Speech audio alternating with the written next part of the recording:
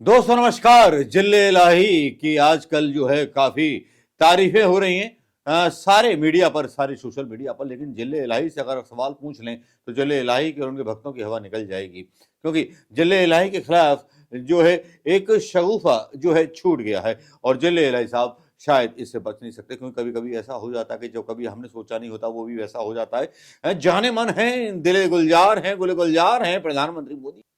ऐसा पहली बार हुआ है कि 70 सालों में किसी हिंदुस्तान के शासक को पता नहीं कितनी संज्ञाएं दे दी जाएं, और ऐसी ऐसी संज्ञाएं दे दी जाएं जिन पर खुद हमारा मुल्क शर्मशार हो जाए।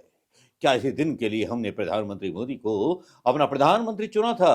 भक्तों एक बार फिर गौर कीजिएगा, जो पढ़े लिखे भक्त हैं वो थोड़ा सा गौर कर लें और अपनी जो है जानकारी दुरुस्त कर लें, क्योंकि सोशल मीडिया पर एक कैंपेन चलने लगा है। प्रधानमंत्री मोदी जी का एक फोटो डाला जाता है जो नीरो के हिसाब से बना हुआ है, जिसमें कई सवाल प्रधानमंत्री मोदी जी के ऊपर उठाए जाते हैं, इटली के शासक से सवाल किए जाते हैं। और यहाँ बहुत ज्यादा समानताएं नजर आती हैं इटली के नीरो में और हमारे भारत के नीरो में। और इटली का नीरो कौन था ये सब जानते हैं, लेकिन भारत का नीरो कौन था ये हम सब जानने लगे हैं थोड़ी थोड़ी देर में। मतलब देर से समझ में आया, लेकिन समझ में आ गया। जब इटली और मुसोलिनी की बात चले तो भला नीरो कैसे याद ना आए। तो जनाब आ गई उसकी याद, हमारा आपका प्यारा नीरो, जो कला और संगीत का प्रेमी शासक था। इतिहास में सबसे ज्यादा गलत समझे गए शासकों में अगर किसी का नाम सबसे पहले आता है तो वह नीरो है। आज उसके बारे में थोड़ी खुदाई करके हम सारी गलतफहमी दूर करने का प्रयास करते हैं। हम किसी और जिले इलाही की बात नहीं कर रहे, हम नीरो की बात कर रहे हैं। समानता मतलब एकदम, मतलब समानता जो है बस वैसे ही हो सकती है। मतलब उसका समानता का मतलब जो आता है ना फिल्म में लिखा हुआ कि मतलब समानता संयोग से हो सकती है। तो भैया खुदाई की तो पहली बात तो यह कि उसने बोला ही नहीं था कि मुझे राजा बनाओ। वो बचपन से ही कलाकार बनना चाहता था। जब बेचारा 2 साल का तब उसके पिता मार दिए गए। दरअसल वो एक दौलतमंद नॉवल थे। राजा को उन पर शक था कि उनके खिलाफ कुछ षड्यंत्र रच रहे हैं।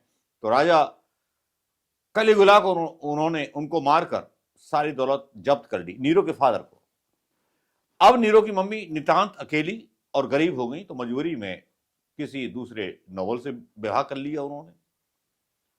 और ये नॉवल थे क्लॉडियस, जो आगे कलिगुल्ला को मारकर के राजा बन गए, और नीरो की मम्मी बन गई रानी और नीरो बन गए राजकुमार।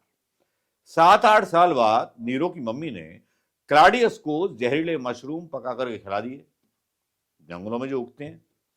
वो मर गया तो नीरो 17 वर्ष की उम्र में जबरन गद्दी पर बिठा दिया और मम्मी जी राज चलाने लगी।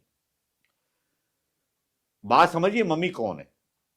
मैं ये नहीं कह रहा कि मम्मी अदानी है, वो उस तरफ मत ले जाइएगा। मेरा सरकार से भी कहना है, आप अपने अनुमान मत लगाइएगा। तो मम्मी राज चलाने लगी।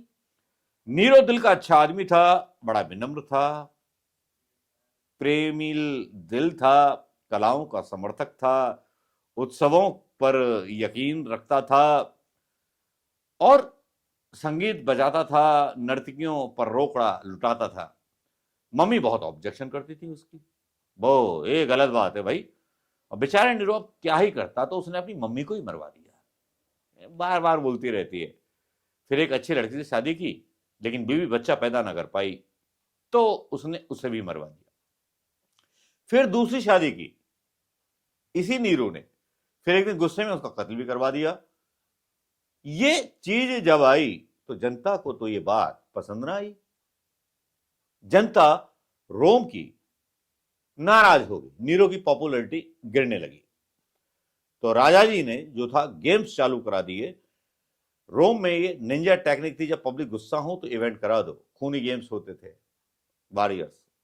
वो काफी सीरीज देखी होंगी आपने, नेटफ्लिक्स पर काफी चर्चित हुई होंगी, जिसमें पहलवानों को लड़ा दिया जाता था, वॉरियर्स को लड़ा दिया जाता था, गुलामों को लड़ा दिया जाता था, खून का गेम होता था। लोग दल बना करके लड़ते, एक टीम विदेशी आक्रमणकारियों का रोल करती और दूसरी रोमन देशभक्त टीम का। देशभक्त टीम जीत जाती, आक्रमणकारी काट पीट दिए जाते। जनता अल्लाह हो जाती, खुश हो जाती। अब जनता तो प्रसन्न, तो राजा जी विदेश भ्रमण पर निकल गए। साम्राज्य में जहां तहां विद्रोह हो रहे थे और राजा साहब रोम के बाहर थे, प्रोविसेंस में थे। कहां कला को बढ़ावा दे रहे हैं, उनके स्वयं की अभिनय कला विलक्षण थी। लंबे लंबे डायलॉग बिना टेली प्रॉम्प्टर के एक सांस में बोल दिया करते थे। लेकिन हमारे वाले को तो टेली प्रॉम्प्टर की जरूरत पड़ती है ना, तो यार कोई मुकाबला थोड़ी है। वो थिएटर के नाटकों में लीड रोल प्ले करते, कभी दार्शनिक का रोल करते, कभी योद्धा का, कभी कवि का, कभी वैज्ञानिक का। दर्शक राजा का ड्रामा देख करके बड़े खुश होते हैं। जैसे कि प्रधानमंत्री मोदी जी अक्सर ड्रेस बदलते हैं, कभी अंतरिक्ष यात्री बन जाते हैं, कभी नागा बन जाते हैं, कभी पागा बन जाते हैं, कभी सागा बन जाते हैं, कभी डॉक्टर बन जाते हैं, कभी मतलब जानते हैं ना। लेकिन ये मोदी के लिए नहीं बोल रहा हूं कि वो मोदी जी नीरो जैसे हैं, माफ कीजिएगा। एक दिन रोम में आग लग गई। राजा साहब 35 मील दूर एक विला में संगीत का अभ्यास कर रहे थे। लोग गलत कहते हैं कि बांसुरी बजा रहे थे। वामपंथी इतिहास ये नहीं बताएगा कि बांसुरी का तो तब आविष्कार ही नहीं हुआ था। खैर, जब खबर लगी तो राजा जी रोम में आए। सच यह है कि उनके आते तक 1/3 रोम जल चुका था, तो बाकी का 2/3 उनके आने के बाद जल गया। और जले हुए रोम में स्पेस बहुत हो गया था, सूना सूना लगता था, तो राजा जी ने अपना नया महल बनवाना शुरू कर दिया। नीरो का विस्टा रोम शहर में आधे में फैला कॉम्प्लेक्स था। अब यहां मोदी जी की याद आ जाती है, मोदी जी का विस्टा प्रोजेक्ट है ना। कुछ लगता नहीं है आपको कि कुछ मिला जुला है? इसमें एक सुनहरा महल बन रहा था, जिसमें खुशबूदार माहौल के लिए बड़े बड़े जलकुंड, इंटरनल पाइप लगने वाले थे। रुपया झूम झूम करके खर्च किया जा रहा था, तो टैक्स बढ़ाना पड़ा, महंगाई बढ़ी, मुद्रा की कीमत 10% नीचे गिर गई। जनता विरोध में आ गई। अब जब जनता विरोध में आ गई, मम्मी को मरवाना, बीवी का मर्डर, रोम को जलाने की बातें, सीनेटरों को मरवाना तक ठीक था, लेकिन महंगाई लोगों से बर्दाश्त नहीं हुई। नीरो के विरुद्ध जो थे प्रोटेस्ट होने लगे। मौके का फायदा सीनेटरों ने उठाया। एक मत से राजा को पब्लिक एनिमी घोषित कर दिया, जहां देखे मार दो। ये जब खबर नीरो को मिली, वो रोम से बाहर एक महल में छुपा हुआ था। सीनेट की फौज ने उसे घेर लिया। तब रोम के राजा ने तय किया कि दुश्मन से हाथों नहीं मरेगा, दुश्मन के हाथों नहीं मरेगा, वह आत्महत्या करेगा। सो उसने अपने पेट में छुरा भौंक लिया। उसके मुख से निकले आखिरी शब्द थे, क्वालिस आर्टिफैक्ट्स पेरियो। नहीं, इसका मतलब चोचोहे नहीं होता, इसका मतलब होता है कैसा ही शानदार कलाकार मेरे साथ खत्म हो रहा है। तो दोस्तों, भाइयों बहनों, ये महान कलाकार, दानवीर, कपालु हृदय राजा श्री नीरो जी की कहानी है।